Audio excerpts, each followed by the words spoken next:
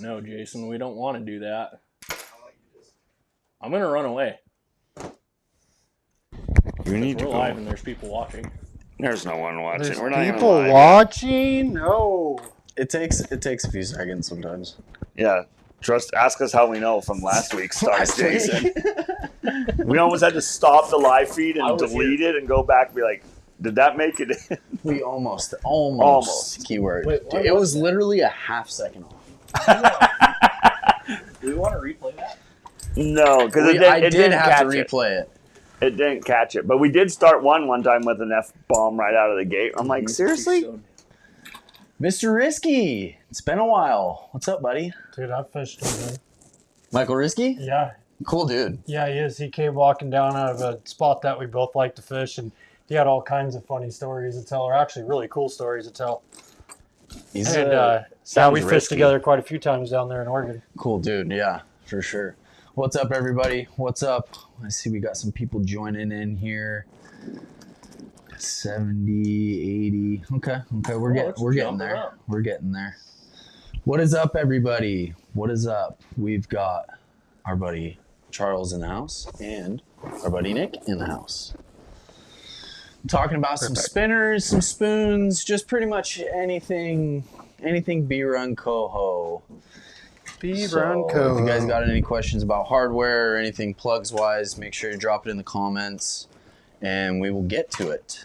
If you're going to do it now and do it early, start it with a Q, comma. Yeah, start it with a Q and a then a comma. Or wait till we ask for questions and then it'll get grabbed. Yep. As always, huge shout out to Stevens Marine for sponsoring this live feed. They sponsor this live feed every week, and we thank them for that. If you guys have any sled needs, any basically anything to do with your big boat, take it to them. They'll get you taken care of. So thank you guys. Don't forget, let us know where you're tuning in from, and come check on in and start asking some questions. And we're just going to talk about some B-Run Coho because it is full swing. We are smashing them right now, right, Charles? It is pretty good. Yeah. Got quite a few today. Some of us are. Some of us are. Yeah. Some of us are. I mean, I'm not going to lie. Where I've been fishing the last few days, it's kind of hit a little bit of a lull. It's hit a lull. Even for, I've had probably the best water conditions that I've had in the last 3 days and just not hooking the amount of fish that I would think, No, it's really not. But, it's fishing. It is what it is. I'm not smashing. I hooked one and it broke off, so I'm not smashing them. That's a shock. Smashing. That's a shock. When I'm fishing, not so much smashing. Yeah. They're there. It's not loaded like I've seen in the years past, but when you run into them, you run into them. They're snappy, yeah. They're classic ocean fresh freaking B-Run Coho. If they're there, you're getting them. There's no sense in sticking around unless you're going to post up in a hole and wait for them on like a high water day when they're moving. But pretty much, if you're not getting them, we're moving. Yep. Pretty much. Yeah. What have you been up to, Nick? Working on getting gear ready and fishing occasionally. Yeah. On the bigger rivers, not like the little stuff you guys are doing. Nice. Doing the good old bobber dogging. Yeah. Lots of bobber dogging. I know I did that a couple days last week out of the sled, and it wasn't super productive. I feel like that river, you just need more water. You need more water. Oh, 100%. More water 100%. and more fish. More water, more fish, less smolts. I resulted in, what would you say? I had to go do a certain tactic in a certain hole where there is a lot of fish, and ended up hooking a handful. It was fun. Yeah. It was fun to tug on them. Nick, is your microphone on? Gotta love. It shows green. It does. Gotta love the. It might be where it's positioned because it's aimed. It's right there. I know, but it's aimed. Aim it. Is this better? Oh, don't do that. Put it on your drawstring. Yeah. But aim it up I'm at towards Big your... Dave's cabin right now, Hold hanging on, out with hold him in on. the morning. Can't wait. That should be a That'll good be better. time, Andrew. That should be better. Been trying to get down there to his neck of the woods for a while now. What, dude? I'm like almost red. I know, because it's rubbing. The mic is rubbing every time you move. Cameron's not here, so we're all messing up. Cameron does the same thing. I'm Producer, done Clint telling producing. Cameron to move his mic. Where's so. the pin? So you can be camera and click the pin the whole time. He's listening. Just Well, hey, before we get started, just so everyone knows, I know you said their names and stuff. Why don't we start out by just introducing everyone that's up there, because there are some maybe new faces or new to people, and who you are and what your guide service is and all that. Like, start with that while people are still rolling in here. We're almost up to 200. All right. Charles, you want to start? I'm Charles. I'm the owner of 𝗛𝗘𝗟𝗣 𝗪𝗢𝗥𝗘𝗔𝗗 I fish locally around here, Southwest Washington. I venture out quite a bit though. I'll make the moves to go where the fish are at. But yep, that's where I'm at. You guys can find me all over the place. 𝗛𝗘𝗟𝗣𝗥𝗘𝗔𝗗. Find me on Facebook, 𝗛𝗘𝗟𝗣 Instagram, all that. Message me. We'll get it done. Sick. Good Nick? deal. Oh yeah. Nick? I guess I'm Nick. You are. But yeah.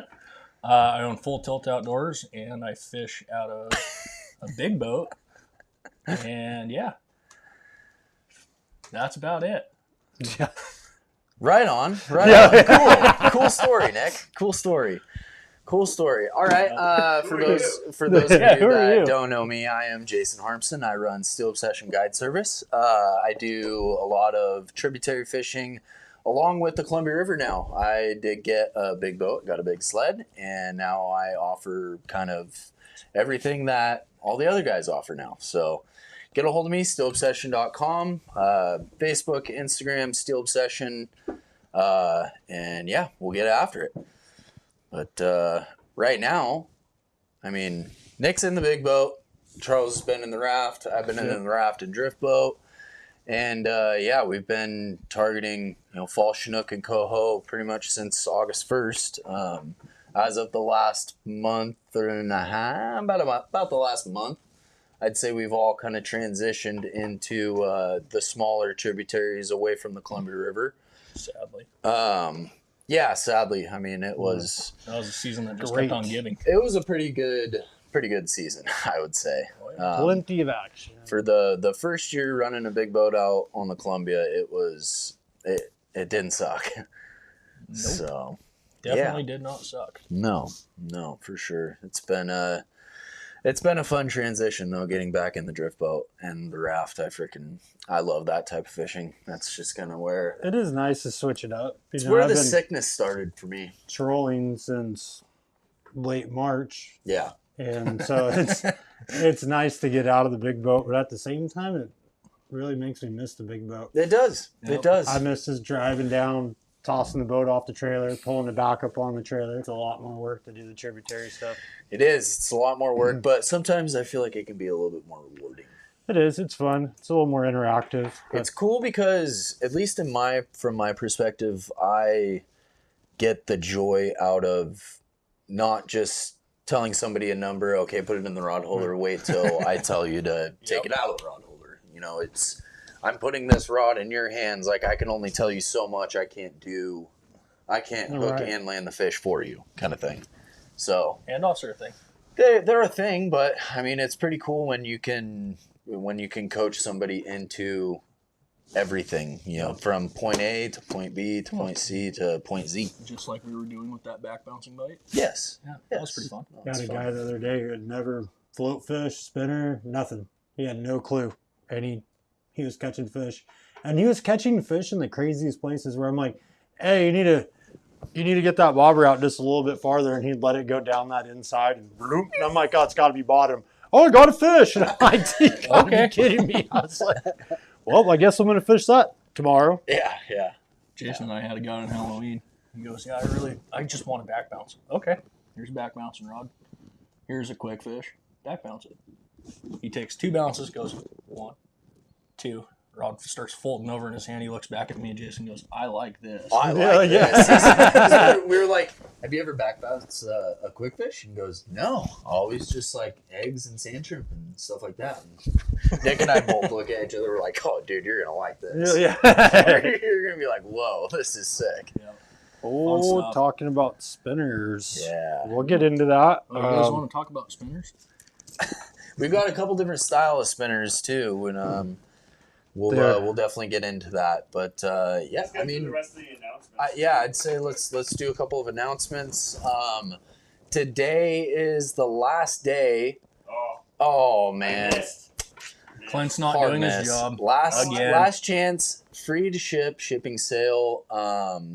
What is the code? The code is free to fish. And that is free shipping in USA and Canada. So if you guys are on the website, make sure to use that code free to fish at your checkout and you will get free shipping. Today is the last day. So Free if you're sitting shipping here to on the live Canada? feed, take a screenshot, make sure you have that code and you'll get some free shipping. Well, it ends tonight, so you got to do it tonight. But Ends tonight. that's a huge saving. So all you Canadians, like the shipping to Canada is Huge. sometimes more than the product. Yep, so straight up, depending on what you buy. yeah, I don't know, that's crazy. Yeah.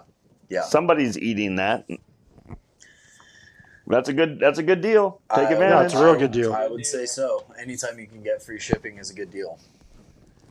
Other announcement would be November 29th, Saturday, 10 a.m. to 1 p.m. is our Black Saturday warehouse sale. I'll be there. Charles will be there. Maybe. Oh, Question 29th. I'll have to see. Nick will be there. Question mark? Question mark. Question mark. I Okay. will have to see it. A lot of the guys will be there. I'll be there. Come hang out. Come take advantage of the sales. It's I believe that Saturday. So the Saturday after Black Friday is Small Business Saturday. Correct, Clint? I think that's Monday. Whether they do, it's like small business. Cyber Monday.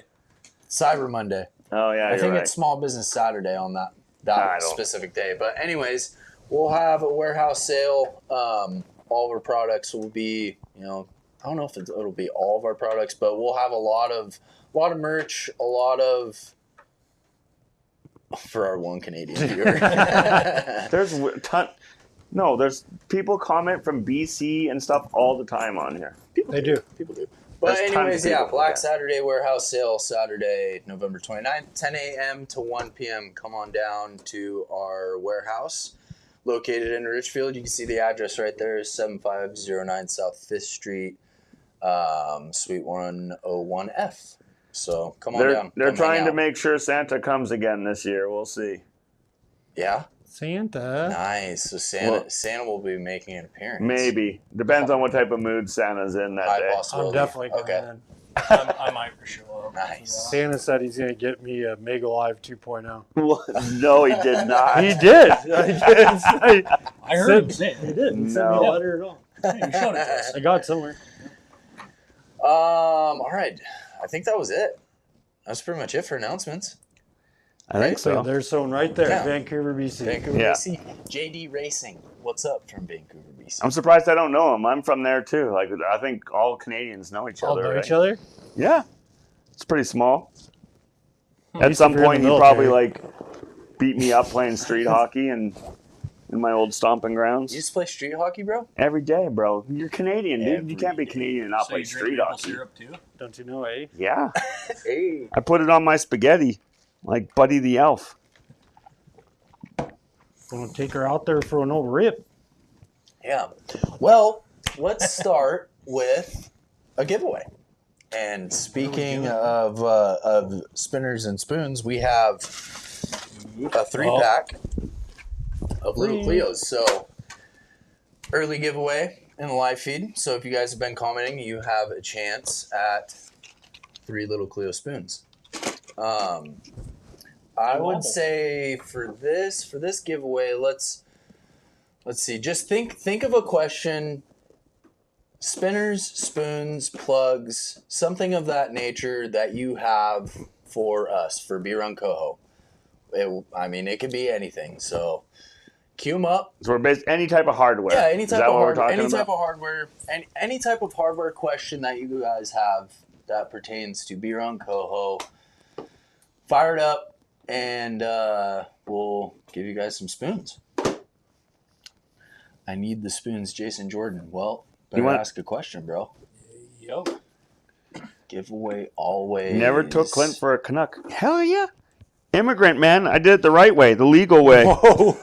That's why we don't. Never mind. Jeff C, Never stay mind. tuned for the rest of this live feed, and you might pick up some information that might help you catch your first big fish of the season. Definitely. Okay, Never twitch that's a those good little question. You Which twitch one? those little Yes. Cleos? AJ, All the time. down, down, down, right there. I'm just going to favorite them all. Don't get to them yet because you will run out of steam. Okay. Best color and size of what? Joseph Babcock. I see you said best color and size of what? What's the best spoon? You think? Oh, okay. All right. We are Dirty definitely. Southway. You got him. Cameron, enlighten us. What? I don't know if I've ever heard of that one. That's some weird rigging. It's just the way that it is. You can tell by looking at it. Yep. You can tell by the way it is. Yep. There's lots of questions coming in, but Yeah, they're- I like it. I like it. Yeah. I like it. How many people do we have watching, Clint? hang on. Okay. Oh, 200. Okay, Your 200 favorite people. is back. Good. Nice. Who? Your favorite is back. That Don't. comment? Oh, nice. Nice. Get out of here. I hope he wins so we can announce his name. Clean it up. I know, right? Which one? This one? No. Up to. I'm If- just. We're so funny. I don't know, Cam, one. so I guess I suck. Got some broad selections I'm seeing. Some spinner sizes and spoons. We'll definitely get into that. That's some good questions firing in here, Clint. I would say we've seen some good good Mils or 12 questions here. mils? Why don't we go through and pick a winner for the Size. first little Cleo prize Like pack that. of the night? Okay, you ready for the randomizer? Yep, randomizer. I don't want to hear you guys complain. Watch the Do it. randomizer. And click. Oh, hang on. Sorry, it got hung up. Your finger like froze. Yeah, no, the computer did because it reset the comments to the brand new one. Who is it? Joseph Babcock, you have won the first Little Cleo spoon prize pack of the night. Make sure to email us at addicted.fishing. No, Oh, orders at addicted.fishing. Sorry. there you go. It's right there. Make sure you let us know that you won the first prize pack of the night, and we will get that out to you. Just throw it right there, and I'll send it a picture. Boom. Joseph. Joseph Babcock. Joseph. Sick. Very nice. All right. All Great right. success. Well, Clint, once you're done, hit the new comments. Yeah, it's all right. You're good. Hey. Whoa. Yeah, There's a we're lot of we're questions. getting a lot Yeah. of questions. Good. It's good. It's good. Plenty of us to talk about. Plenty for us to talk about. Sorry. Babcock sounds Canadian. I don't know. Isn't that what you do to a chicken? It's 2025. We can't just. Oh no, assume that's things. spatchcock, right? You spatchcock a chicken, not Spatchcock. not know, backcock or backcock. What's his name? Clint just stopped. Yeah. Now we're on to backcocks. I don't know. Yeah. Clint, make sure you keep freaking favoring because there's a lot of them coming through right now. Right to the A's. A lot of Storm them. Zach. We should probably start to address some of them because there's 17 questions now in these in the comments. So I would say, Charles, what's your favorite chunk of hardware or jig to throw to Coho? That is a very, very hard question because they all kind of have their time and place. Let's refine this question. Oh my goodness. Cameron knows. So let's say low clear water, pressured fishery, lots of fish in one spot. I'm going to start off with that with probably a number 5 blue fox. 5 blue fox. I like that. That's what the blue fox is. That's kind of where they shine. Softer, shallower water. That's where the blue fox puts in the work, and For sure. it's really hard to compete with. I only use number 5s. I don't use anything else. I don't care how big it is. And I'm fishing a tiny little creek. It does not matter. Frankly, the best spinner ever made. Yep. I always use a number 5. So in that situation, that's what I'd be using. But the blue fox can get its butt handed to it as soon as you move outside of that realm. Mm-hmm. If it's shallow and moving fast, this thing's still going to be deadly. But what I see a lot of guys doing though with these blue foxes is I'll see them cast, and I've done this where I've just stood up on a high bank and watched my buddies and watched some random people. And if that water's too deep and it's moving too fast, this blue fox, by the time it starts to swing a little bit, it is a foot under the surface. You can see it the whole time. Mm-hmm. It's going down. It's never really getting down into the strike zone. You can try to let it sink, but it just comes right back up.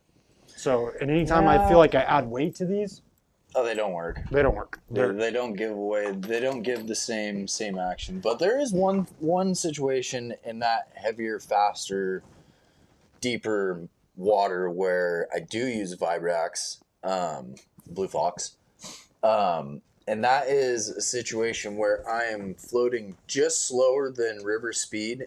And when you have your guys cast upstream, I always tell my guys 10 to 2. Cast up at 10 or 2, depending on which side of the river we're fishing. And then once it gets to that other 10 to 2, you rip it back in. And most of the time, if you're moving just slower than the pace of the river and they're reeling just fast enough to feel the thump of the blade, that spinner will get down. Yeah, you can swing them, but once I get into that situation though, especially a person that doesn't know how to fish a spinner all that well and they're reeling too fast or something. Yeah. It's a deeper hole. That's when I start moving over to something like this North Fork lure. These are weighted spinners. These spinners get down and these blades thump hard. More of the bullet body. Yeah, and so a guy that tends like you think he's reeling a little too fast or he doesn't really know what he's doing, if you hand him one of these weighted spinners, his success rate's going to increase immediately. Yeah, the thump of those blades are it's insane. Yeah, these are amazing spinners. I catch a ton of fish off of them. I have one that's absolutely been annihilated. It's missing most of the paint on it already. This thing's probably caught 40 fish off this one spinner, and I throw it again just like it is. Charles, that's rock bumps. No, those are not rock bumps. Those are from it being Absolutely not. Yep. Hold on, is there gouges in it? There's definitely teeth marks on the blade. No. That thing has been destroyed. No, that's bouncing You off the can rocks. tell because the spinner wire is bent. Yeah, it's It's from a log, dude. been rocked. The number 5 blue fox, is that the size of the spinner blade or is it a weight thing? They They do judge it by weight, and a size 5 is 7/16. Yeah. 7/16, I so believe. like a size 5 doesn't come in different weights in a blue No, fox. no. Okay. I'm asking new people No, questions. they just go in a series. I feel like buying 4s is pointless. Oh my goodness. I don't fish even in the small waters. Dude, yeah, we have 30 questions in here. I'm not worried about that, but that's anytime that I get any kind of depth or it's moving fast.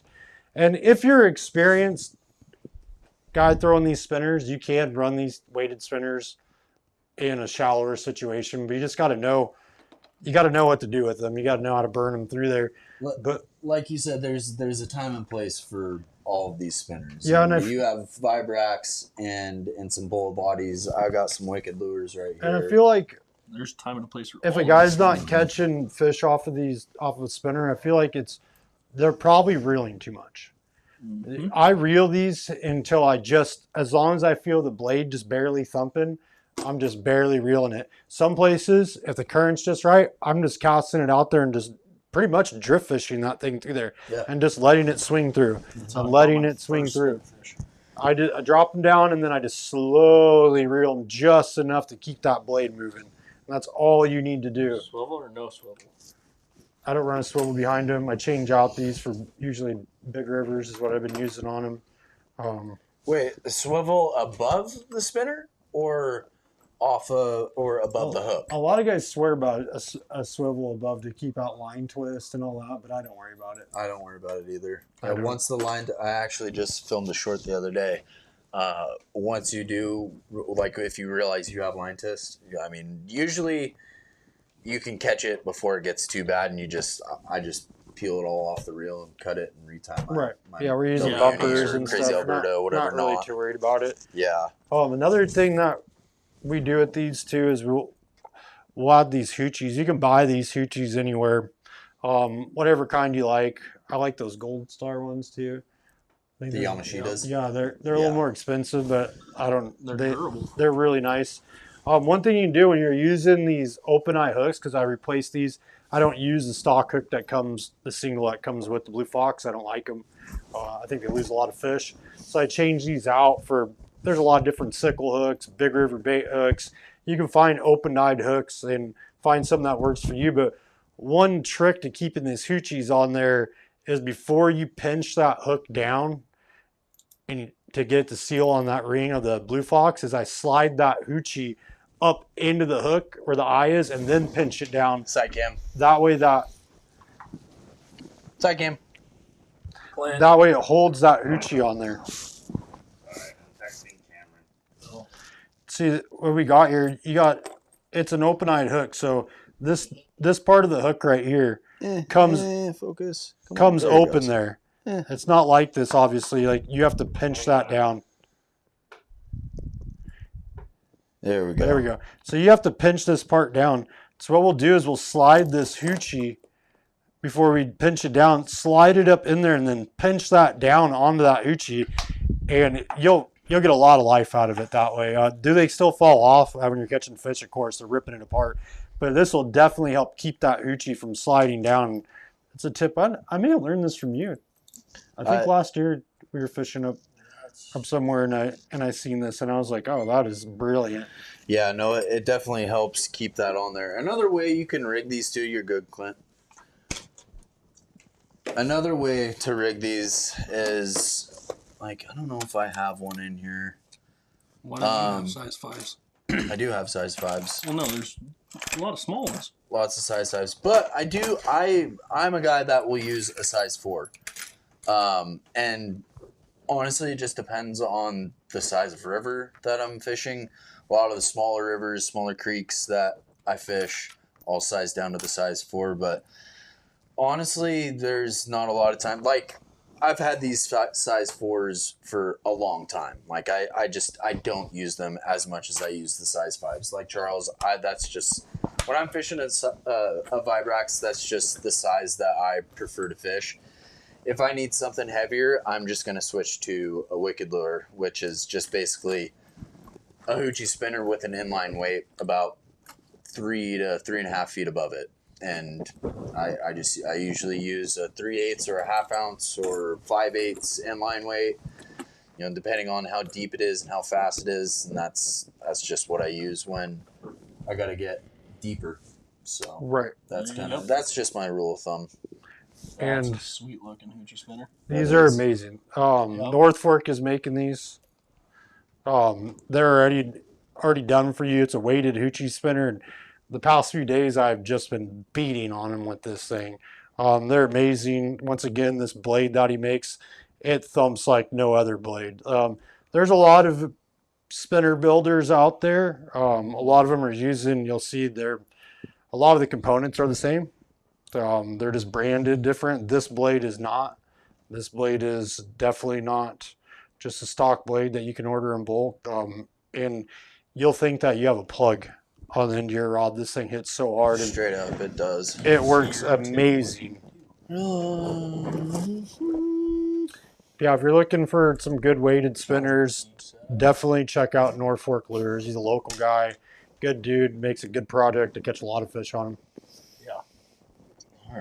All right. Well, let's get into some of these questions because we have quite a few questions. We have 34 questions in here right now, so we'll start to kind of plug away at some of these. So let's see, 2/0 hooks too small for a 3/4 ounce spoon. I wouldn't think so. I wouldn't think so. I mean, I might size up to a 3/0, but I think a 2/0 is. I mean, it serves a wide variety of sizes for spoons. I mean, I'll use a size a 2/0 hook on a 3.5 mag lip. Oh yeah. Sometimes even on a 4.0 mag lip. I'm on K13s and K14s. Yeah, so I wouldn't say it'd be too small for a 3/4 ounce spoon. Probably big size. Since you're talking spoons, do you have examples or? Yeah, I do have some examples. Side cam. So, yeah. Basically, I'm just rigging them kind of the same way that we rig. Wow. So you're on swivels on those, but you don't run them on spinners. Yeah, no, on the hooks, and then on the top of the split ring where you attach your line. And basically, what I'm doing with those hooks is the same thing that we're doing with the other, the vibrax is you're just sliding that hoochie up the hook into the open eye and pinching that down so that hoochie stays on that hook a little bit better. But that's just like your classic rigging for it. I like to run a swivel to a split ring to the spoon to another split ring to another swivel. You can use a bunch of different color schemes. You can tell I really like the blue on blue. I fish these a lot behind people, and a lot of times I'll fish them straight up. You can tell which ones I like. I'll fish them just like a spinner. Cast them upstream, retrieve them, or like a classic spoon where you just cast out and let it swing across. And the you run. can twitch these too. Like there's been times where I cannot get a fish on a twitching jig, but I twitch a spoon and get them. And that actually is just what they wanted right then and there. I usually end up doing that early winter steelhead fishing when I'm not getting any steelhead. I'm like, there's got to be a Coho around here, and I'll start twitching that thing. And dude, this is a killer combo. I don't even know why I'm showing this right now. Why would you show that? But yeah, that's just how I rig them. What kind of hooks are those? Huh? What kind of hooks are those? These are the �𝗏𝗏 big game hooks, open eye big games, and these are all 2/0s. And most of these spoons are 2/5 or 2/3 size. It's kind of the size that I prefer for fishing for coho, even steelhead. But yeah. While we're on spoons, what you're looking at. Do we know what Cameron's asking here? Ever rigged spoon the dirty south way? No. I've never heard of that. Does that mean just upside down? Switch like back the spoon upside down? Probably Oh, upside down. probably. switch back, Clint, to the main camera. Oh, sorry. Favorite brand, like all those look like These are all little Cleos. little Cleos. Yeah. I mean, it's hard to beat the variety that you can get from a little Cleo and the size differences. Well, they're good. Their spoons are really underrated, underutilized, and can be fished in so many different ways in so many different conditions. They're really versatile. I know a lot of guys up in BC use spoons. Yeah, they work amazing. Yep. I mean, they have big rivers up there that you can swing a spoon through the entire width of the river. So why a spoon versus a spinner? Like what would drive you to use one versus the other? There's no rhyme to reason to that. I would say no rhyme to reason, but I think the main difference between running a spinner and a spoon is I tend to want to cast upriver and let the weight of the water kind of drag that spinner back, diagonally through the water column, where a spoon you cast across the river and you let the weight of the spoon actually get you down and wobble across the entire run. I think it just kind of depends on what you're doing. Like I would say maybe spoon fishing could be a little bit more effective from the bank. Yeah, just because especially if you got someone below you or something in the raft and stuff, you can't really get that drift through there. But what spoon or spinner for tangling me? Spoon. Next question. That would be a spoon. No. That would be the best bet. Do you run your spoon spinners with a snap swivel or straight? Nick? For me? Yeah. Oh, I run the same setup like Jason does. And then for spinners, I run a swivel up top because I don't want to keep on recutting my stuff. Really? Yeah. I don't know. I can't get behind it, dude. I think it throws off the action of the spinner. But I or never the get spoon. I never get any 99% line of the twists. time, those North Forks with, let me see one of those North Forks. I'm trying to get a whole bunch of them. Any one of them. Just put a freaking swivel right there, and it doesn't twist. Yeah. Makes it easier. I never see this line twist. I get line twist every once in a while, and honestly, the only thing that you get line twist from is when the spinner gets below the boat, and you That have. happens quite a bit. I mean, like I said, man, 10 to 2 or 2 to 10. I don't know, and I'm spinner fishing. I just cast that thing wherever. I don't care. I just start pitching it and just reeling it in. I just fish it everywhere. I normally always throwing tell twitching people. jigs. I'm normally having my guys throw twitching jigs, and I have one guy up on the bow throwing a spinner. Yeah. Where they're not being able to get to. Yeah, I always tell people when they're fishing a spinner in my boat, I always tell them cast upstream. Cast upstream. Let the weight of the water push that spinner down into the water column. Yeah. Well, I think it also what's going on is that line's getting a little bit of a belly in it, and so when it gets that belly, it just helps get it through there. But if you know how to really work a spinner, though, you can just get the retrieve down just right to where you're always keeping that thing in the zone. For sure. Like, I fish it everywhere. It does. I don't care if I cast upriver, downriver, it does behind me. I don't care. Yeah. Just start reeling and get them. Your favorite color hoochies? Just honestly depends on. Obviously, color Jason's is spinner. blue. I like pink and black. But yeah, mine's probably blue. Yeah. Honestly, it's whatever color contrasts the body or the blade of the spinner that you're using. I know you said what weight your spoons are, but what about the rest of you? What are your favorite weight of spoons? I like heavy spoons, like 2/3, 2 fists. I think it is. 3/4. 2 fists and 2/3 are kind of the most common, I would say. I like heavy spoons, but I'm beating those things. Like, I don't care if it's hitting bottom. Like, Twitching up. I drift fish them, so I just let them heat. That is definitely something that you can drag. And one thing about those spoons, though, when you hook up, is don't set the hook. Yeah. I have corked so many fish that way. I like to let them burn. As soon as they grab a hold of it, I just grab it, just keep tension, and I just let them burn. And they start burning, and then after I count just a few seconds, then I get on. Mm-hmm. But I've corked so many, and Lonnie taught me that. I was having such a hard time hooking steelhead on spoons. I was getting so irritated because I was hooking them. But I just couldn't help myself to just, and I'm like, oh, fish off. I'm like, oh. And so he was like, dude, you got to chill out. Just let him rip with it. And ever since I started doing that, I've landed way more fish with a spoon.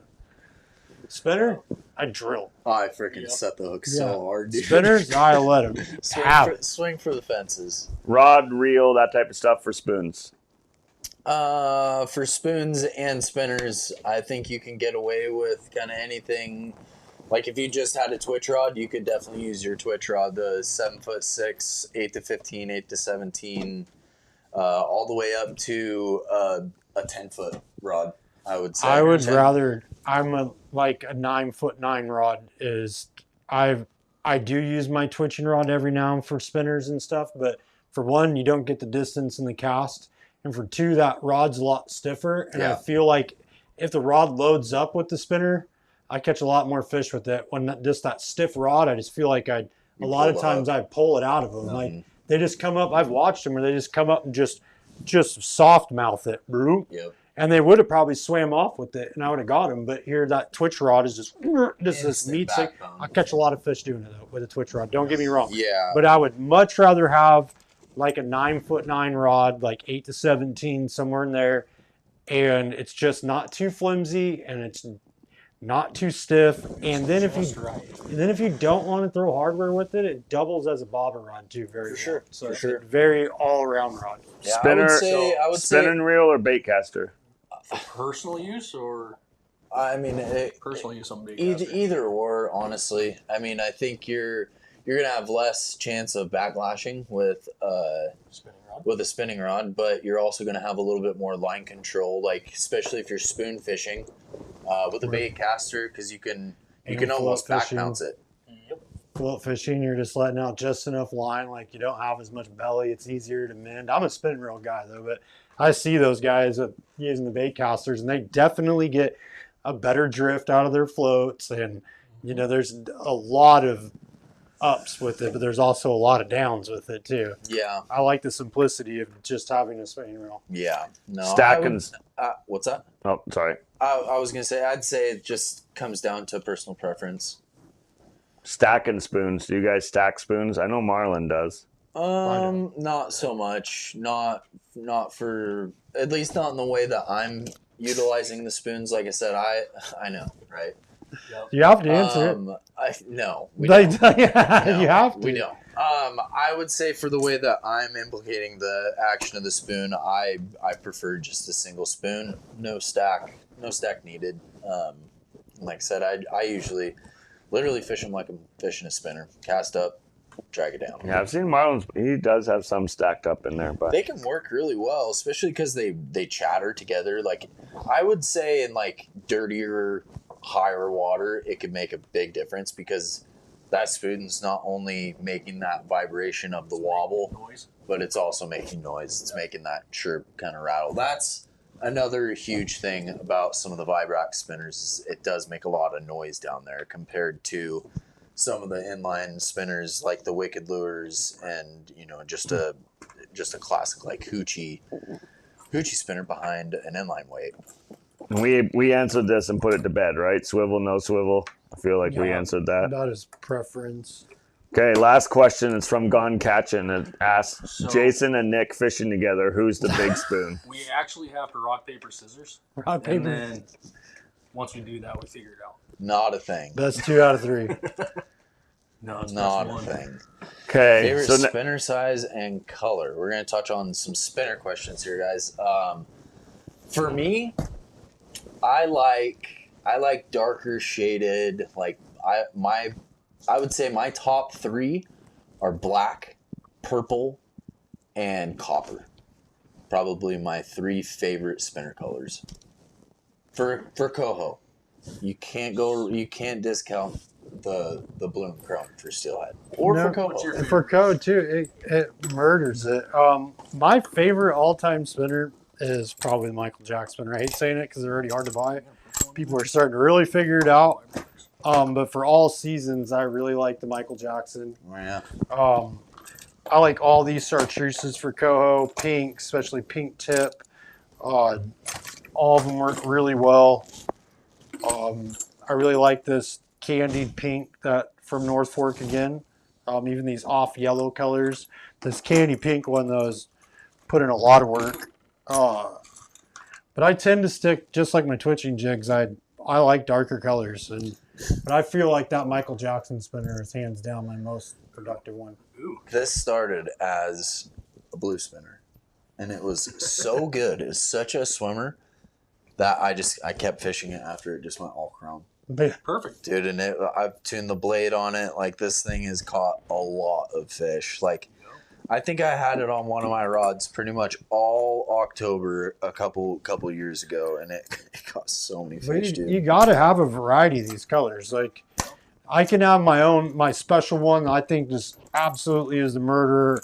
It's my most productive one, and there are days where they just randomly just key in on this, the craziest thing. And so if I'm not getting them, I'm constantly changing this stuff out. And I don't get stuck on anything. Like there may be 5 fish in that hole that are going to go on a Vibrex, and you're like, all right, well they're into this spinner, and then you stop catching them. There's probably 2 or 3 more in there that are going to go on that spoon. There's probably 3 or 4 in there that are going to go on a bead. Yeah. I never leave. I throw so much stuff through the hole, and then once that happens, and if I think there's more fish there, then I start going back through different colors of those lures. Yeah, I was gonna say sometimes you can cycle through it and then start your cycle back over, Right. and they'll Yep. start to key in on those same things that you've already thrown through the hole. Yep. People leave a lot of fish behind. Blues, purples, and A lot. pinks. Where they'll find a certain bead color and they'll catch 2 fish off of it, and they're like, oh, this is the one. And as soon as that bead stops working, they're like, Nope. there's no more fish here. And they'll leave. And then you go through there with a different color and it works. Yep. Just sit there and pound it out, just constantly cycling stuff through there. What? Best blade size on the spinner. Different type of water.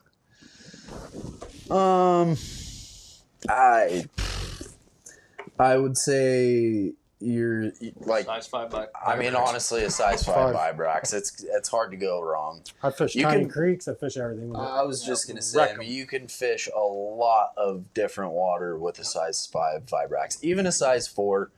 The only thing I would say, if you're fishing smaller water, the smaller spinner size or spinner blade that you would want to use. But for the most part, I mean, you can get away with fishing for salmon with a size 5 or a size 4 𝗪𝗥 in majority of water conditions. Is it worth the money to buy expensive spinners? Real silver, gold, pentat comes to mind. Yes, it can definitely pay off. Those finishes in that blade. I've had pink spinners that have a 50-50 blade, and I came about this from a buddy who is good friends with some of these custom spinner builders, and so he ends up getting some, and then they get into my hands, and so that's how I started dabbling with them. And some of those 24 carats and like some of those finishes on those blades are definitely worth the money. They do have their place, and I'll fish them anytime. I got an R&B spinner that I've had for so many years. I'm afraid to even throw it anymore. It's caught me so many fish. I think it just needs to go in a frame just on the Hall of Fame wall and just keep it there. I think, dude, I'm afraid to throw them. Yeah, they definitely work. So this is like, if you look at some of the new Blue Fox logos, like, that's an old school one. Dude, this is an OG, like when they used to nickel plate their freaking spinner blades. And me and my buddy were looking at it the other night, and we were like, dude, this one just isn't, this one looks different. And he's like, dude, that's like an OG, like old Blue Fox. Yeah. Like, I don't know if I'd let anybody fish that. Right, yeah. Like, that one will go away for me. Sorry, guys. Yeah, definitely it's worth the money, but I mean, these aren't that cheap either. Like, these Blue Foxes aren't, nothing's cheap, so I mean, but they're worth the money. I mean, if I spend $8 on something and I catch 5 fish with it, it's worth it. Money well spent. For sure. Well, not to get off topic, but Bill Herzog talks a lot about the real silver and how much, like, the science behind how much more reflective it is versus like a nickel or something like that. Like, it makes a big difference, at least in kokanee. So I don't know if that applies to here or not. Definitely worth it. Let's see. Absolutely. Would you throw the same spinners for Coho that you'd throw for winter salad? Absolutely. Same sizes, a lot of the same colors. I keep the same 5, these purples, the blues, the pinks, like the Michael Jackson, the chartreuse. I cycle through all the same spinners through winter steelhead. And it never changes. I catch so many Cohos still looking for early winter steelhead. Like, they're definitely into the same things. And that's how I usually end up running into my first winter, is not unintentionally fishing Coho, and all of a sudden, all right, that's not a Coho. Yeah. Like, that looks a little different. That's not a football. That's like a torpedo. And then last one, and we'll go back to maybe some live comments here too. I do not twitch my spinners. I guess it could work, but I feel like once a spinner, and I've seen this, not to get talk with trout and stuff, I've seen when that spinner blade starts to cook, they start following it. As soon as that thing stops doing that action, they're done with it. Same with trolling, the 360, everything. As soon as that spinner stops spinning and the action's gone, they're just like, well, game over, and they just leave. And I don't feel like I get the same drop and the flutter that you think that you're getting by twitching a spinner that you would with a spoon. Yeah, no. I'd say the closest thing to that I do is I'll change up the speed of my retrieve. Yep. Like, I'll start really fast, and then I'll really slow it down, and then I'll pick it up for a couple cranks, then really slow it down again. You can just kind of, vary your speed of the retrieve, I would say. I don't know if I'd twitch a spinner. So. Yeah, you probably think in your head that you're getting this this crazy flutter and stuff. But the thing about the 𝗪𝗥 spinners is it needs, and along with some of the bullet body spinners, is you need a lot of room for rotation or a lot of surface pressure or water pressure to get that blade to actually do a full rotation, as to where like a wicked lure, you don't need quite that much. You can, like a lot of times what I tell people when I'm fishing wickeds, or just a hoochie spinner, you know, basically a wicked, is as soon as you cast and it's just before it hits the water, you stop your line so that spinner blade gets back behind the inline weight. And as that thing's dropping, the way these things are designed is on the drop, those blades will be spinning. And a lot of times when you start to reel, you're already hooked up because they bit it on the drop because that blade is spinning. And you're not going to get that if you don't reel or don't have some sort of surface water pressure on a 𝗪𝗥 or a bullet body spinner. That's how I got my first winner. Right about now last year was with this spinner right here, and I casted that thing over there, and it just fluttered through the water, and I clicked the reel over it. I thought that I locked it up in a blackberry bush, and all of a sudden it took off, and I didn't even reel. I just took one little crank, and I was like, oh, I'm in the blackberry bush, and I pulled on it and came launching out of the water. I'm like, yep, not a Coho. You're actually there. Oh yeah, that was a fish that hit that thing on me immediately 100%. as soon as it seen it, just destroyed it. I just saw something. Prime Spoon, so Prime Lures. That is, I follow this guy, and he is based out of Vancouver, BC. That is probably where I kind of got the main idea for myself to start fishing spoons for Coho, because I mean that guy fishes a lot of spoons for Coho and he smashes them. So I watched this one video. It was a couple years ago.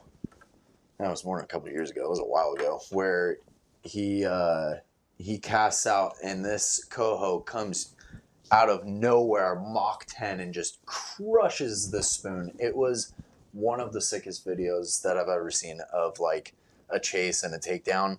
I was like, all right, I got to do this. Oh, so yeah, let's see. Sorry, back to Let's go questions. back to some favorites. Let's see. Trying to fish from the bank. What's the nearest spot you recommend fishing near the blank river? Honestly, I don't have a whole lot of experience out on the east side of the state. Nope. I would say there is a river out there that is somewhat close, I would think. But I don't know. We don't really talk river names. We don't talk names or spots, but there's tons of other websites that do. I'd say iFish, if that's still relevant these days, I don't know. But I would say go for a drive on a Saturday and look where cars are parked along a river near you, and you'll find out really quick. Drive on Saturday. There you go. Look at, I'm answering questions for you yahoos. What is the best color for some dirty water? Black. I was going to say something dark. Something dark or opposite, something really bright. I feel like it's easier to get darker than brown water than it is to try to get brighter than it. Somehow they see it. I don't understand it, but so that black, somehow they see it. We see this in the Columbia where there's always kind of low visibility, black spin glows, all that. Like in the dark water and the muddy water, they see that black. It's the contrast. The thing about that is contrast, and that darker color is actually drawing more light to the darker color than everything else around it. So that's kind of the. And I don't go by much. Like I see these questions like, what color works best for a cloudy day and all this. I don't think about any of that.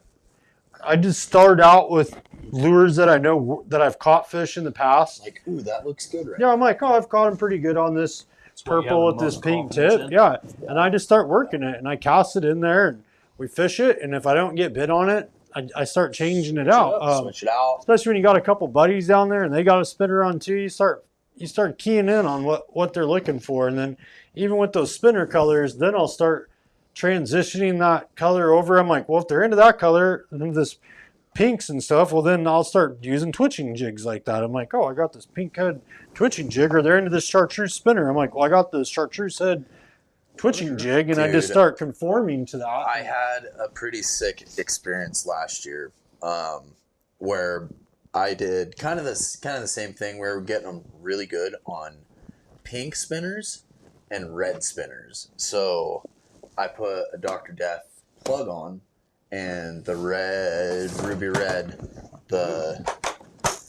this guy. Oh yeah. I put that one and this one on. Side cam. And dude, it was so sick to see the resemblance of the same color spinners to the same color plugs going off. And yeah, you can see, I mean, it's just a plain metallic red, and then of course everyone's staple, the Dr. Death. Dr. Death. Hard to go wrong. Killer. I mean, there's not much in fishing where you can just be like, hey, I'm going to go buy these two colors, Right.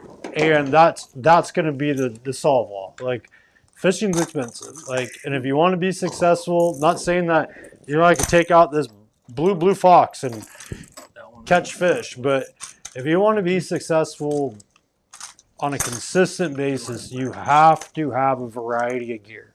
It can change halfway down the float. Today I was fishing up top. We were getting them on eggs. As I started working my way down, all of a sudden they wanted to start hitting beads. Then we hit the next hole. They don't want anything to do with the spinner, beads, or eggs. They're all over the twitching jig. Like, you have to just consistently be changing it up. Pays to be versatile. Pays to have a lot of gear in the boat. Yep. Or the bank, or your backpack. And I don't feel, for me, I don't judge anything about, oh, it's a sunny day, it's a cloudy day. I just start fishing.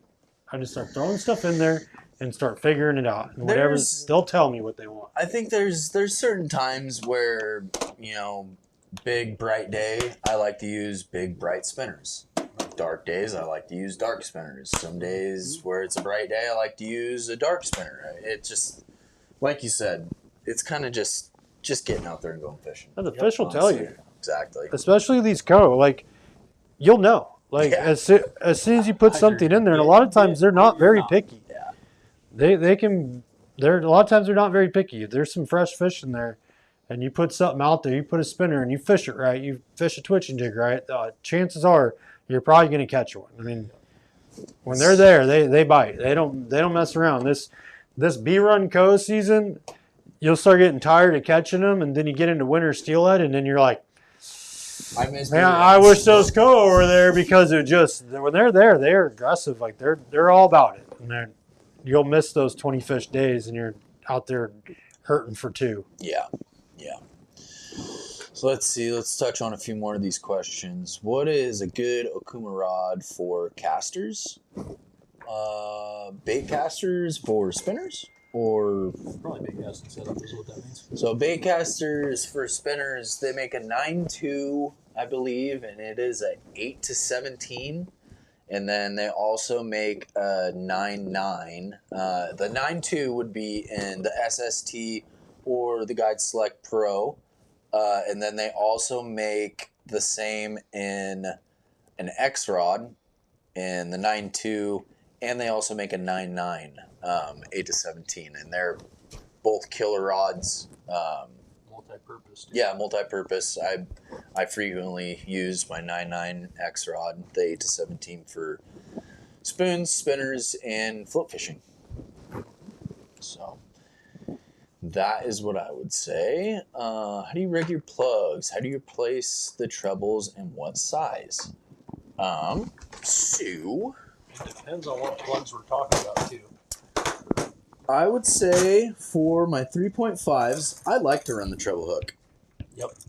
And the way I rig these, Can you do side cam? now let's go back to side cam. The way that I rig my treble hooks is I'll go double split ring to a size 2 treble hook, and these are the owner Stinger hooks. Really like these hooks. They're very, very sticky, and they stay very, very sharp. That is the way that I rig them for a treble hook. And then for a single, I run the split ring to a size 5 or a size 7 barrel swivel to a 2-aught mustad big game hook. And that's just an open eye. You slide through the barrel, the eye of the barrel swivel, pinch that down, and you're rigged up and ready to go. And you're only running one of those hooks, not two, like one off the belly. Yeah. I mean, you can run 2 on here, but I've found the best hook to land ratio with just one single hook. Sometimes when you have both of these hooks and they have both of them in their mouth, sometimes they'll use leverage to get one unhooked, and then it'll unhook the other hook. So just like the single out the back. And is there a reason why it's off the back and not off the belly? You can run them off the bellies too. A lot of guys will run a split ring off the belly hook and then hook up a 6 bead chain off the belly and then run their open eye off the bead chain. And it kind of, what I've noticed is it kind of sets the hook a little bit closer to the body. If you can see that, it sets the hook. So if you're using a 6 bead chain off the belly, right there, that's about where your hook would sit, rather than back here with the single, with the barrel swivel out the back. I like it out the back because I feel like when they come up to grab it, by the time they even grab the plug, they've got a hook in their face. Yeah, it's in there. A lot of times what the fish is seeing is this right here, and when they come up and grab it, they grab the back half and then they turn their head, and that's what they get there. But wouldn't it change the action too if the hook was not only in the front and not the back? Like I thought it changes the weight distribution of the plug. Yeah. So sometimes it'll change the way the plugs swim. See what do you got in here, dude? I got some goodies in here. I would say my favorite though, this is my favorite plug of all time, and that is our winter drop plug from a few years ago that I came up with the color scheme. It's called the blue back. Oh, that's why it's your favorite. No, dude, this is literally. I wish What's you that could. Purple one? This one. It's funny because I really don't use. I don't use purple a whole lot, but That's crazy. I have them. But yeah, I would say that's probably my favorite. Aside, and then I got some gold members. Like, dude, look at this plug. Yep. That is a smasher. I don't know. I've wrecked him on that clown plug. Chips, dude. This one? What is this one right here? What is that? This? Double trouble? This one right here. Oh, this guy.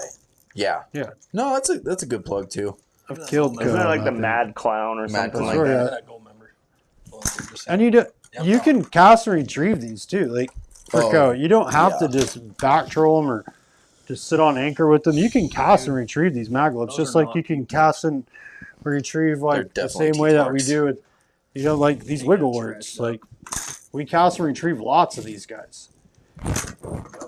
This is also another one of my favorites. It's kind of just a different variation of Dr. Death. They call this one Bloodbath, I believe. Bloodbath. Bloodbath. I like it. Yeah. I can support that. Some more teeth marks right there for you. Those are hook scratches, guys. You're a poser, bro. Yeah, we have lots. Not only these Bro, you're telling me maglets. those are freaking hook scratches? Yeah, right, dude. Yeah, right. You took it and just scratched it up. Yep. Yeah. Yeah, That's right. what it looks like. He had to swing the. I hook. will He's say, like, dude, this plug did not last very long. Like, the color started to chip off of it so fast. Some I of was those like, customs. yeah. Yeah. Ben Hill actually got me on this, dude. You got me on that one too. He had one on the boat a couple years ago, and I was like, dude, I gotta get a handful of those. He's like, here you go. He hands me 3 of them. I was like, sick. Yep. Another thing that's not utilized enough that we were just kind of talking about is wiggle words. They're stagnant fish. Sometimes you can rip these wiggle words through there, and nobody's using these. I can't remember the last time, besides a couple Springer fisheries, that I seen somebody cast and retrieving a wiggle word. I can't remember. I see it quite a bit. I tried a handful. I never see anybody doing it. I try it where I've been fishing the last handful of years, and it doesn't seem like they key in on that compared to a spinner like a Vibrax or a Wicked. Tomorrow Okay. I'm gonna put one of these on and rip one another. Okay. All right. You'll Just see. don't do it near me. Yeah. Hey, Jason, do you got any wiggle words for your clients? I always bring them. What is his deal? Swivel or no swivel? Let's address this for real this time. What are we addressing? We've already Already addressed it. did. Sorry, I'm going through and cleaning some of these up. Hang on. I mean, this is a question. We're not really talking beads, but Well, we did Anything catch. bee run. Yeah, well, Sure. I caught quite a few fish today on a bead where they wouldn't hit any eggs. What size? so 20 or 12. 20? I use 20s a lot. Like 20 mils pay the bills, baby. yeah, I use 20s a lot in water that people are like, oh, we're going to downsize this bead to an 8 millimeter. And I'd throw a 20 down there. I'd throw a 20 at them. What is that? I think today I was using 18s. 18s was the one that was getting bit on. It's gone. But sometimes these fish, especially in low, clear water, they're not so into these eggs as much. I throw a bead through there. Are you running the solid bead or are you running the clusters? Solid bead, just a So bead, not the clusters. I've been doing decent on the clusters. I do have some clusters, and I was tempted to use them. You should try them And and put a little bit of something on there. yeah, and I just Like a little bit of sand sauce. yeah, I have them, and I was gonna try them. Well, I'm a big gooey bob fan, just for steelhead and stuff like. And that's another very until now all of a sudden it became something new again. Guys weren't using these A clusters, and I've had some of the most amazing days with them. They're great, and so I guess it is cool to see this revitalize with these A clusters because now there's a whole bunch of different options and stuff with them. But yeah, I was tempted to use some today, guys. I've been dabbling with it. I'm like, gosh, I need to put that on, but I just have my tried and trues, and when you put them out and immediately it gets bit, and you're like, well, I'm not venturing down that path right now. Like, I'll save that for when I'm not getting bit. But we probably caught, I don't know, 5 or 6 go and lost a few today on beads alone. Nice. I'm fishing them same way that you fish for steelhead. Yeah. Just give it time. Nothing. The old will always become the new again. Oh, I know. It's great. Pretty soon free drifting's going to be a thing again. It's wild. Oh, yeah. I remember when I was a kid going up to our local river, nobody hovered like that. We did this carousel, and we'd run up to the top and just back bounce them down. There'd be 20 boats inside that little area. And we just keep doing it. Run up to the top and go down. Nobody ever spot locked on anything or did any of that. Like, we just did this carousel inside of there. Or even just Now that's gone. south of bobbers, side drifting. Yeah. I bet you that You know. should come back covering water. I bet we catch a lot more fish out of there. Let's see. Do you always change your hooks? Jeff, on what? Sometimes yes, sometimes no. I do always change the hooks on the plugs. And not to say that you can't run the stock hooks, but I have a lot more confidence in the hooks that I switch to, which are either those owner stinger hooks for the triple or for the trebles, or the Mustad big games for the singles. Yeah, with my spinners, I do, in places where I'm allowed to, I do run some treble hooks on them. I kind of have a love-hate relationship with them, but I think it's the same as with the single. I mean, it's when you lose a fish on the single, you're like, I wish I could have had a treble hook on it. When you lose one on the treble hook, you're like, I probably would have kept that fish on with the single. I was gonna say, dude, those are not stock. Those are some No. KVDs. Yep. Yeah. Another great treble Those hook. 3.5s, I switch my hooks out 100% Those of the are time. I think size stock 4 ones are too weak. KVDs. Yeah, I don't know.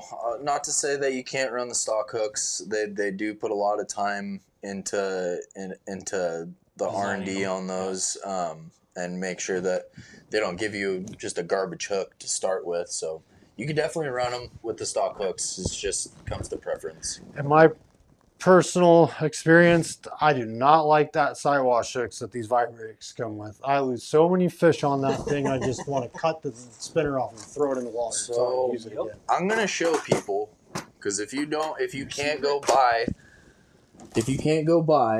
other hooks, I'm gonna show people a little bit of a trick that you can do with Side cam. the stock hooks. And I haven't done it with this one yet, so perfect. I hope you throw it in the water. I think we have a pair of pliers back here. Maybe. Probably not. Um, Hey. here. Oh, perfect. Okay. I'm like, how you just have these in your pocket? Dude, I'm a millwright. Dude, I fix stuff. Like, if you don't have tools in your pocket, what are you even doing in life? I know, those are nice ones. Side cam. Yeah, so go to side cam here, Charles. Hold that for me. So, as you can see here, guys, this is just the stock hook, the stock Siwash hook that comes with the 𝗪𝗥𝗏𝗧.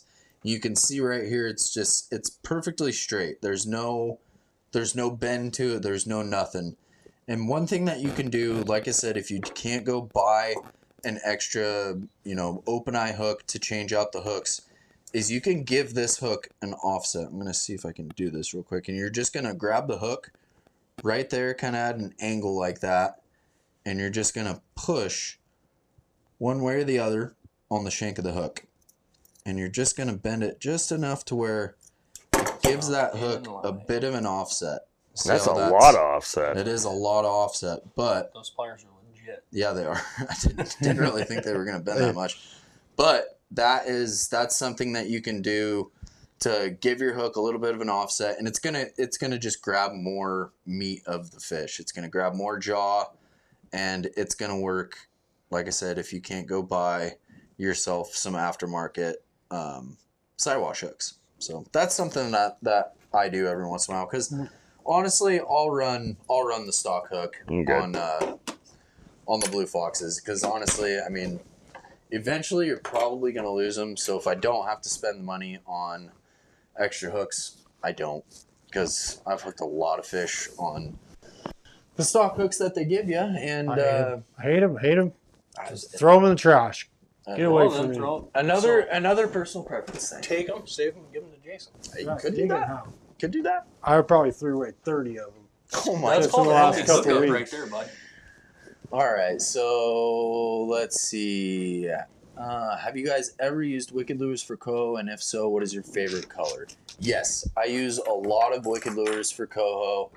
And I would say my favorite colors are I might have it in. the black and blue, Oh, what's this? the black and pink, the green on green, and the pink and blue.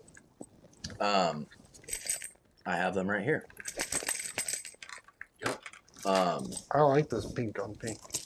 You don't like the pink on pink? I like it. Yeah. Oh yeah. Pink on pink it's a hammer for sure. Black on blue. The black on blue is probably my top. These things are crazy too because when you use them, like I swear I catch more fish with these immediately than I do after I let it start drifting. Like it's immediate. As soon as I put it in the water, you're like, it's fish. one of those things like I was talking about earlier. That blade takes so much less to start spinning than your classic 𝗪𝗥𝗏𝗧 or bullet body spinner. So that blade's already spinning as soon as it hits the water. You can make these too. I mean, you can get beads, hoochies, blades. You can just start doing your own thing with these. I mean, the options are endless with these. I mean, these are pretty simple to make. For sure. You can start tying stinger hooks where you're running double hooks, and you can do all kinds of fancy stuff with them. Yeah, I mean, these are easy to make. Like these are essentially like inline spinners that we're using for trolling and stuff. I mean, you can. Yeah, it's basically all it is, guys, is a 2-aught hook or a 1-aught hook, depending on what size of hook that you want. I run a 2-aught hook on mine. A stack bead at the bottom, a single 4mm bead in the middle, another stack bead up top that goes into the nose of the hoochie, and then another 4mm bead, a clevis, and a spinner blade. That's it. They're really, really simple, super simple, and effective. And they're your blade sizes. You can mess with your blade colors. Yeah, you can make them for pretty cheap. Yeah, they're easy to make. Or you can just buy it. The Wicked spinners are great spinner, great product. Works great right out of the package. Yep. But if you get some guys like to get really creative and they want to do their own thing, and they're pretty simple to make. Yeah. You guys think on coastal rivers tides matter this time of year? I would say yes. Anytime you're in a tidal influence stretch of water, I do think tide it can definitely affect fish movement. 100%. Let's see. Tides matter to us out here, out in the Columbia, and we're 80 miles away from from the ocean. So I mean, it makes a difference. Yep. Let's see. Are there lures you'd prefer in the low system versus the upper system? And I would say not necessarily. Maybe I'd go for like when you're down in the river system. Maybe usually you can get away with a little bit brighter, a little bit more flashy, vibrant colors than in the upper river where the fish have seen a lot of gear.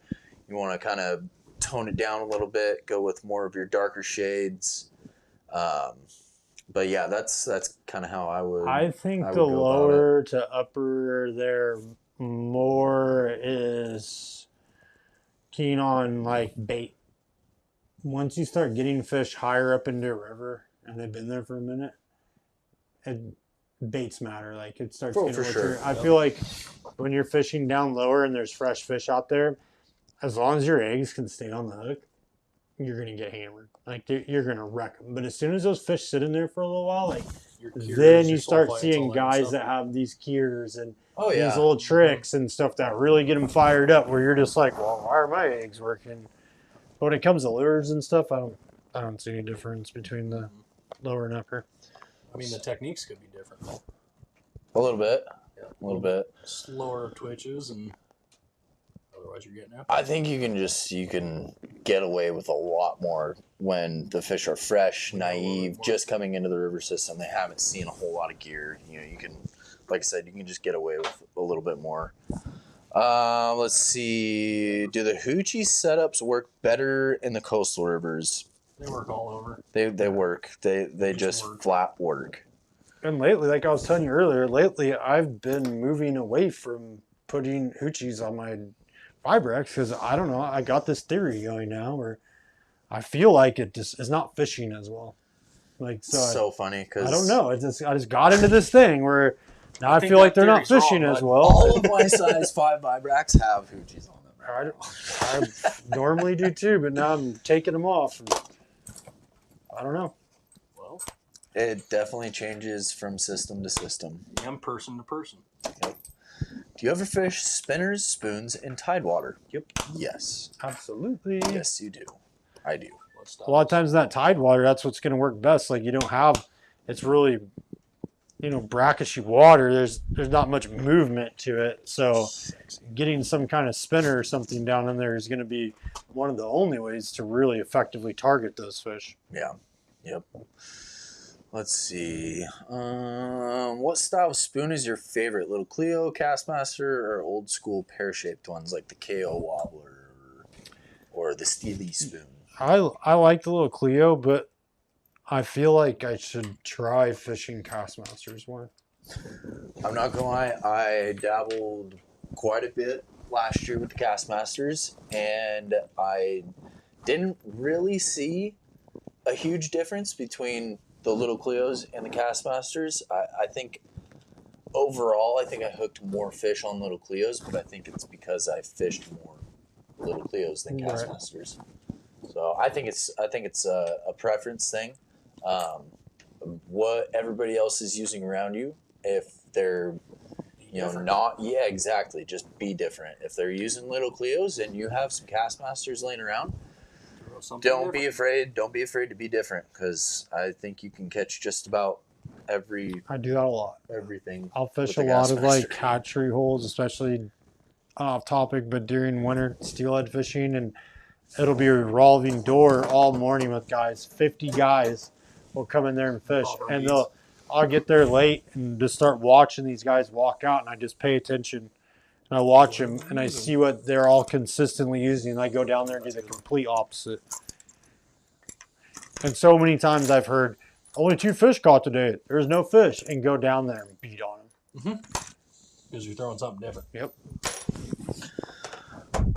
For this next one, Wally, talk about tuning your blades. So let's go to side cam real quick, Clint. I don't know if they're going to be able to pick that up. Maybe, but you might be able to see this. You might not be able to, guys. Let's see. No, you can kind of see it. Yeah, so you can see. So this brass spinner that I have right here is just a stock blade, no bend to it. And then this Michael Jackson has been tuned. And that is basically where I want more thump, more vibration coming off of that spinner blade. And all you do is you take your thumb, put it right at kind of the base of the spinner blade like that, and you just give it a little bend. Almost like a wobbler. Yes, So almost exactly like a wobbler. What's too much bend? Too much bend would be like that. Okay. Yeah, Like that's way too much. Because it's a number 4, it's junk anyways. Yeah, agreed. Like But yeah, now you can really see, get these things kind of side by side. Like that is stock, that is tuned. So do you do that with all of them? Or do you I don't do it with all of them, but when you want like something different going through the I'm whole- not afraid to bend a stock one back, or tune one and then like bend it back to stock. Are you tuning it for the speed of the water or the retrieve? Like For- the wobbler, you're changing it Yeah. all the time, right? Because of current speed. Yeah, Is and that what you're doing with I wouldn't say so. No, I think it's just more like if somebody's having a hard time feeling the thump of the blade, that's when I'll tune it. It makes it a little bit easier, a little bit more aggressive of a spin of that blade. more noticeable? Yeah, it's going to be more noticeable on the rod tip too. It's just it's more of an aggressive thump of that blade. Set on spinners or spoons? Yeah, No? I do, but I don't. I do, but I don't feel like it really makes a big difference. A fish that's going to come eat a spinner or a spoon is a very aggressive, willing fish, if you will. I mean, I don't think it would hurt. I don't think it hurts. No. If But I don't know that's if it something gains that it. is going to set you apart from the rest of the crowd, especially you're- that paste. what's that? Especially that paste, the scents that come in like the paste. Oh, like the wax. My Like the buddy wax does that. He's a great fisherman, so I can't tell if it really matters or if he's just good. But I see him do it a lot. Like he'll pull out a pocket and he's like putting on his beads, and he's on he's beads, I really think into it- that. On beads, I think it matters. Yeah, he's really into it. He's always waxing up all kinds of stuff over there. I freaking hate putting scent on my beads. Why? I hate it because it makes the T-stop slide. Well, And I'm a big guy that likes I'm a big T-stop guy. I don't like using the inline, the little glass bead, or the glass Stop bead in the adding so much. sequence. See, and So- that's what I've gone away to. It doesn't take much. They No, smell it's parts just a- per billion. it's a dabble, do you? It's just a tiny little dab. Maybe stop using the oils, use the gels. Yeah, or that. Yeah. Could do that. Let's go to some of these just all comments here, Clint. Anyway, Thank to you. get the treble off, you're just gonna have to cut them, dude. There ain't no way to Yeah. get them off. You gotta cut them. You gotta get a good pair of dikes. I've had cheap pairs of pliers to cut off Wow. Vibrex treble hooks and snap the handle on them. You're Like telling me my Eagle Claw pliers won't do it? I might. I've snapped handles right off of pliers before and been like, whoa, that sucked. I have a pair of barbed wire dikes to cut all of mine off. Huh. Like they're the ones that like look like that. They're the Yeah. I don't know what you call them other than just Those side barb cutters or whatever the hell. I do have this pair of Side side cutters. Yeah. this pair of Stanley pliers that a client gave to me with this nice little leather sheath that he made for it, and I've been cutting them like crazy. Normally you get like 2 out of a cheap pair of pliers like that. You can cut 2 or 3 spinners with it and it's done. And this one just keeps snapping them, and I'm like, Oh yeah. perfect. I can picture Charles being like a kid in the candy store snipping those Oh yeah, blue foxes off. Get out of here. Get over here.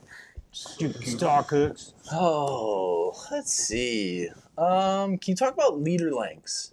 Yeah. Let's what? do that. For everything. Let's just go over everything real quick. So for the Vibrex spinners or bullet body spinners, top shots. Yeah, I usually run anywhere from 5 to 10 feet. Right. I'm usually like right around 5 or so. Yeah, Right at about 8. because I think sometimes if you can't get your knot absolutely perfect, the shorter the bumper, the better, because it doesn't have to go through so many guides on the rod. Yep. Right. Or it hangs up in the reel. Yeah. Yep. Or that. That's for that. For wickeds, I usually just tie my braid straight to the end line, and then I Sharpie out my high-vis braid about 10 feet up the line. And then for plugs, I run about 12 feet of bumper. And I usually run a 20 to 25 pound fluorocarbon. Don't be like me and run 17. No, never. It's a plug, dude. We caught fish though. We did catch fish, but It worked. dude, it's a plug. They don't But care. we also lost 3 of them. We did. We did. 3 really good workers too. Yeah. One of like your top plugs. I was like, oh my god, dude. I almost cried. But I was like, we'll hit up Vlad. We'll get him to dive this. Let's see. Let's give away a $25 gift card to Fish USA. We have a few minutes left here, guys. So any last minute questions about basically anything beer on Coho, whether it's spinners, spoons, plugs, float fishing. I mean, we'll talk about that just for a quick second. If you guys have any questions on it, I've seen a couple. wobbler or wigglers, whatever you guys have. So get those questions in here, and we'll touch on those real quick, and then we are gonna get out of here because I'm fishing tomorrow. You're fishing tomorrow. I'm hanging out with my kid. You're hanging out with kiddo tomorrow. Yeah. We got places to be. So let's. Yeah, I have to go back to work. Yeah, sounds like the government's. Clint's finally off his furlough, or we got things to do. He wasn't on furlough. We got He was on things to vacation. do. I know, right? You know how many times I asked him to go fishing too? 0. I asked you to go a couple He always times. says, "Oh, I can't do it." Yeah, Complaining Clint. I'm When? busy. When? One day you were making mugs. Well, I guess one day you asked me to go for a ride to the Gresham Toyota, not Yeah. fishing. Yeah, well that too. He would have repaid you in fishing. Yeah, right. Oh no, we were going to Gresham Toyota. I'm hearing a lot of excuses. Let's see. Bobber and jigs with bait. Yes, I will use bobber and jig with a little piece of prawn, a little piece of coon shrimp, a chunk of eggs, sand shrimp, whatever's clever. So yes, maglets or wigglers. I don't like using those jigs though right now. Is I catch you got chum in the system. Those chum love jigs and prawn. Yeah, you're like so. It's hard to use right now until they clear out. You guys wrap plugs for cohos? Yes. Or yeah. I do, but once again, Don't think they're a super aggressive natured fish to where I don't think you need it. Will it help you? I think so. I don't think it would hurt you. Yeah, I know, Pops. Late buck. That does start tomorrow, right? Yeah. Tomorrow's Thursday. Yes. Yeah. Well, good luck on that. Let's see. Hopefully you catch some deer. Yep. Yeah. I like Hopefully you catch some maglets deer. for catching my deer. Yeah. Nothing makes a Hey, hunter you have more to go back mad. to work tomorrow. Yeah. I like maglip 10.0s for catching deer. Yeah. Yeah. My Ranger catches them pretty good. How long? My would old you Ram use caught 'em as a pretty good. Side planer to your plug. I honestly, Off the bank, I hear people doing it. I I hear people plunking The side planer? I've Yeah, never side used a planers side with- planer. KCPs. And Dude, that is another thing in spoons that people should take advantage of, and I hardly ever see it. Yep. One of our rivers that we like to fish, I seen a guy down there, Dr. Death, doing it, and he was just Wrecking them. wrecking Smoke them. 'em, huh? And I probably see one guy using one every 5 years. But how long of a leader do you think he was using? Probably about 5 feet 5 foot of fluorocarbon at leader. I'm least, assuming. because he was having a hard time landing them. So Charles, when do you start targeting steelhead? I don't have the time that I start targeting them. I just kind of keep coho fishing until I stop catching coho and I get a steelhead. Yeah, I would say That's good. my program. I usually stop coho fishing about first to second week of December, and then I usually take some time off, do a couple of buddy trips, a couple of scout trips in December and early January, and I start my client trips usually about halfway through January. After this next little bump of rain, I do know a couple of places where I could probably go get one right now. Oh, 100%. I know I've they'll be already there. heard of a handful of our local rivers that have been putting a few out. I know they'll be there. Yeah. Look at this comment. This was a great live stream. Cam's out of town. Go figure. Wow. Yeah. That's Way to go, boys. That's a compliment, right? Well, I think any live feed without Cameron's a great live feed, right? What's that? I think any live feed without Cameron's a great live feed. I mean, sometimes they're not the most conventional, but you know, It is definitely a lot less picking on me. Like, yeah. You are Canadian, so. Yeah, let's give away our $25 Fish USA gift card. Let's I do think it. These people have. So really definitely quick, deserved it. there's Charles's guide service. Look him up. Yeah, give me a call. I got some open days. I got Friday open. Heck, if you guys are last minute, we can go tomorrow. But I do have some days next week, too. I'll be fishing these Coho out of the raft until the end of November, and then I'll start transitioning. I'll probably put my pump on and start going. I'm looking for some steelhead in some of the bigger water. So if you guys want to be a part of any of that, get a hold of me. We'll get some dates down. Fishing's been great lately. Waxed them today, waxed them last week, so I don't expect that to end anytime soon. Big fish. So go over to bonkamall.com or give me a call, 360-521-4321, and get your day. Don't miss out. Don't be looking at those pictures going, oh, I wish that could be me, because it could be. You just got to call me. It's never too early to book. Yes, it's never too early. We got all this Springer stuff. Like, if you wait for Springers, like fall, you just got to get on the books. I mean, you're not gonna have time. You're too late. So there's Nick and his guide service. Nick, Well, it's wrong. what are you Full talking tilt about? outdoors. Daddy Cameron told me to put that. Okay. That's your guide service. Okay. Yeah, Cameron, how do I get that put on my name too? Oh, you don't. I don't think you want to do what Nick has to do to get that. Let's just say no. Yeah, not worth it. Whoa. Hashtag not worth it.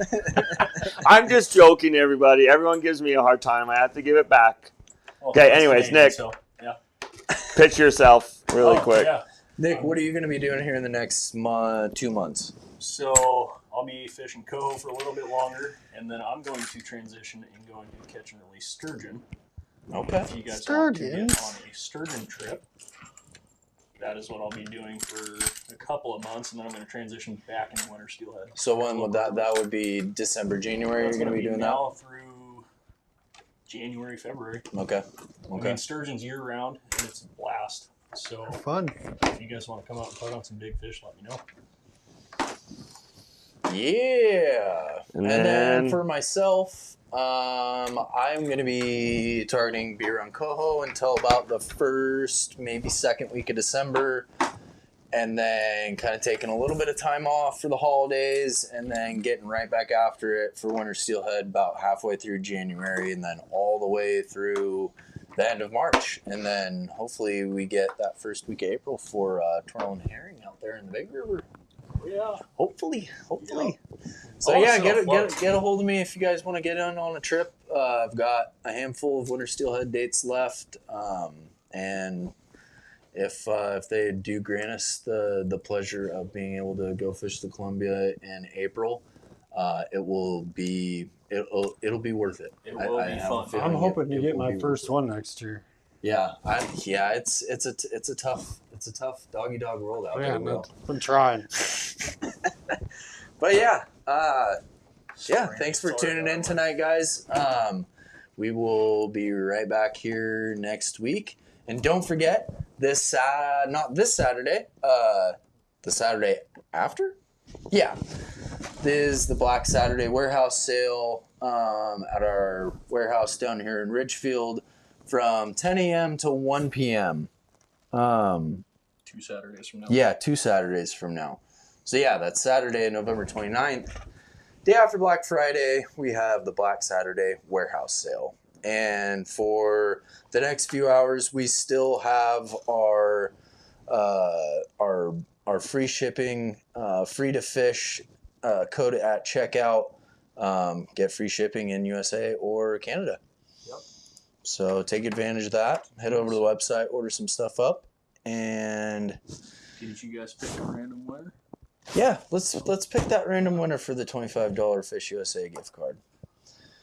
Cool. Never thought about that, but heard some do. K. Wally. That's how that works. Yeah. You have won the $25 Fish USA gift card. Be sure to email orders@addicted.fishing that you've wanted the $25 Fish USA gift card, and we will send you that online code for thefishusa.com. Thanks for tuning in tonight, guys. It was a good time. Yep. Covered some really good stuff. We will see you here next week, 6:30. Be there, be square.